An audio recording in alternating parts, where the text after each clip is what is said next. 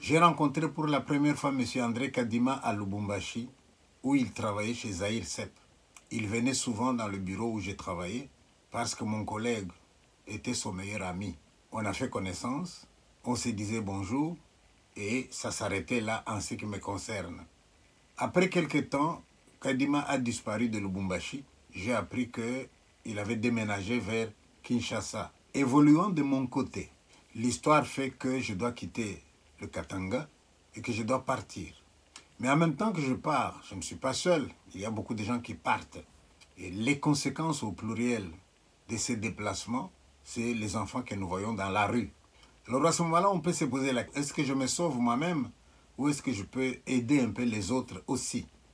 C'est ainsi que je vais construire une école au Kasaï, plus précisément en Mbujimaï. Mais au moment où je construis cette école en Mbujimaï, quelqu'un me fait la remarque. Et si vous construisiez aussi dans les villages? Et là, je dis oui, c'est une bonne idée. Pour éviter l'exode rural vers la ville, il faut que nos villages soient aussi des villages attrayants. Je décide donc de construire une école au village. Mais avant de construire, j'envoie celui qui est chargé de mes travaux, va un peu dans le village où je vais construire là. Fais-moi un reportage, c'est quoi ce village, comment est-ce que les gens vivent. Et le rapport que je reçois, c'est un village traditionnel comme les autres villages, où le temps semble figé, où les gens vivent dans des petites maisonnettes, où presque rien n'a évolué. Et il me dit, la seule chose que j'ai trouvé d'intéressant, il y avait quand même une école primaire. Et il me raconte l'histoire de cette école primaire. Il me dit, il était une fois un habitant originaire de ces villages-là qui avait évolué, lui, en Mbujimaï. Ce monsieur-là, il connaissait l'importance de l'éducation. Et il avait fait jurer à ses enfants, promettez-moi que, quand je ne serai plus de ce monde, et que vous allez évoluer, vous, mes enfants, si jamais Dieu vous bénit, promettez-moi que vous construirez une école dans notre village.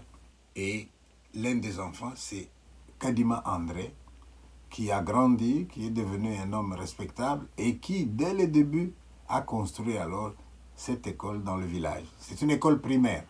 Mon messager me dit, il y a l'école primaire, d'accord. Mais quand les enfants terminent l'école primaire, à 12, 13, 14 ans, ils doivent marcher pour aller chercher où se trouve l'école secondaire. Et là, moi, j'ai eu une idée de construire dans le même village une école secondaire, première année et deuxième année, en me disant qu'un enfant qui termine le primaire à 12, 13, eh bien, à 15 ans, il aura la force de marcher pour aller à une autre école.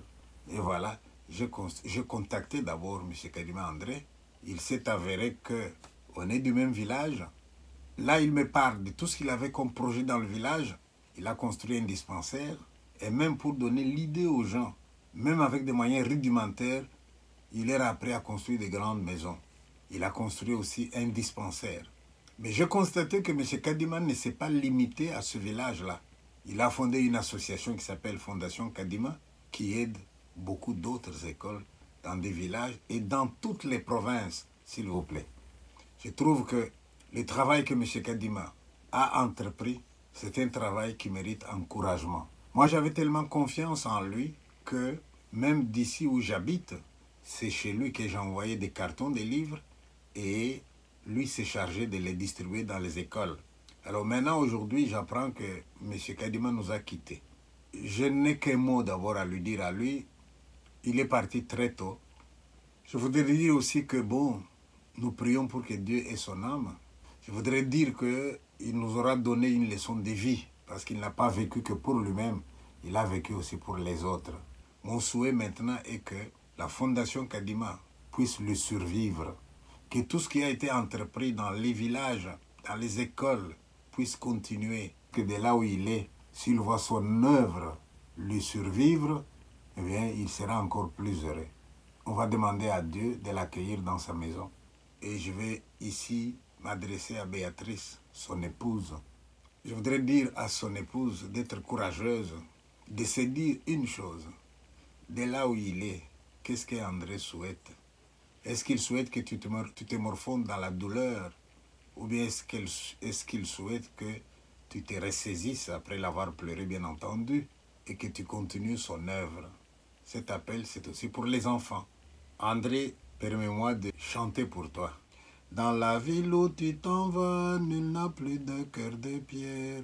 Les eaux qui t'ont sauvé t'emportaient vers le Père.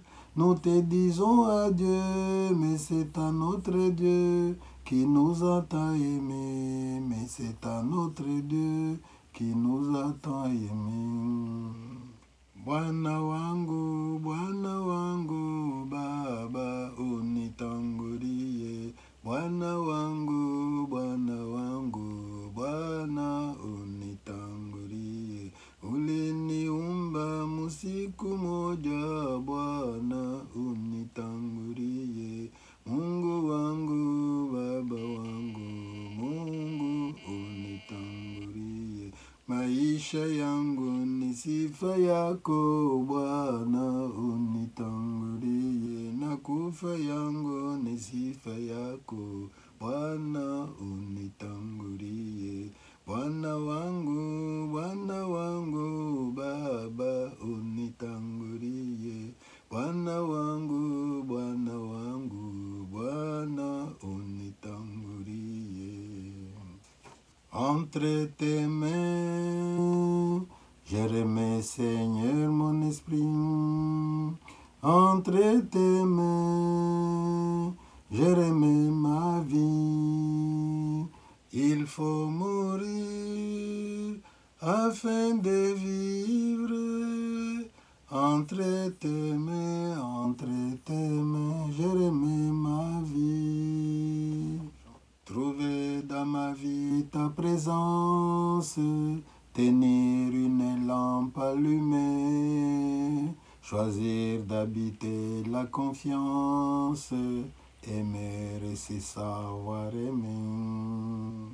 Creuser ton regard dans le doute, brûler à l'écho de ta voix, rester pour le pain de la route, savoir reconnaître ton pas. Trouver dans ma vie ta présence, tenir une lampe allumée, choisir d'habiter la confiance, aimer et c'est savoir aimer. Brûler quand le feu devient cendre, partir vers celui qui attend. Choisir de donner sans reprendre, fêter le retour d'un enfant. Trouver dans ma vie ta présence, tenir une lampe allumée, choisir d'habiter la confiance, aimer et c'est savoir aimer. Aujourd'hui, c'est une journée de joie parce que nous avons reçu les dons venant de notre papa André Kadima. Maintenant, nous allons lui remercier. Merci à papa André pour les dons de cahiers et de stylos que nous avons reçus. Merci.